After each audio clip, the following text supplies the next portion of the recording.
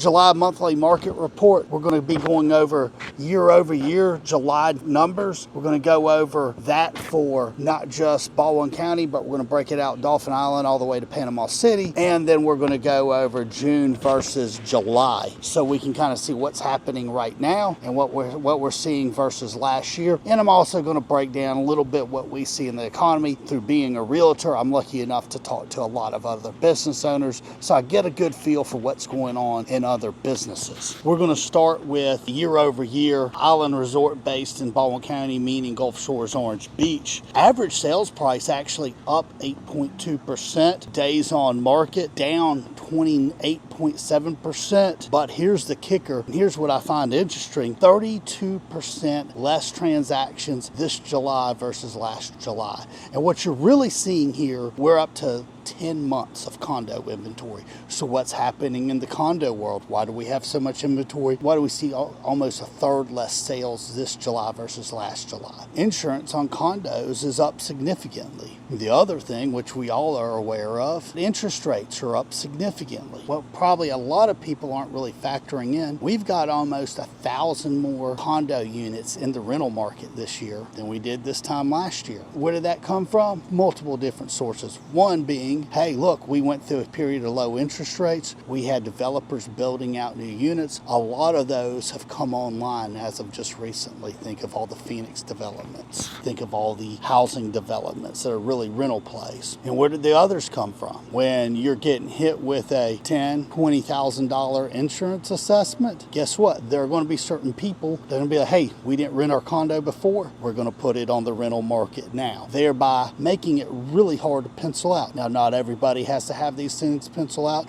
What we see is there is a segment of the population, usually the last little segment of the baby boomers and the early Gen Xers. They're either retiring or they're going to retire in the next few years. They're buying, they plan on using it, and what they hope to accomplish is grab equity gains as interest rates go down. We normalize some in the insurance market. So what about Baldwin County, say Gulf Shores North, Foley on up to Bay Minette? Prices are up 6.3%. Days on market are up 23%. Closed sales also up 10%. Baldwin County still booming, still really one of the fastest growing counties in all of the United States. And we're seeing people that are having to move here, people that are having to sell. We're still seeing deal flow. What's it look like across the Gulf Coast? We'll start here in Alabama, where in Dauphin Island we saw transaction count almost down 19%. Gulf Shores total transactions down almost 41%. Orange Beach down 20%. Year over year, 24 versus 23. Average sales price down in Dauphin Island 24%. Up in Gulf Shores almost 13%. And down in Orange Beach down almost 3%. How's that look starting Perdido Key, Florida, all the way to Panama City? Well, Perdido Key total transactions up 91%. Pensacola Beach up 37%. This is what I find interesting. Perdido Key and Pensacola Beach, you know, when you look at the size of the inventory in those markets, there's just not as many sales happening in general. There's just not as much listed. But then you get over to Destin, 30A, Destin down almost 27%. 30A down almost 15%. Panama City only down 2% year over year. Definitely more transactions in Destin, 30A, Panama City.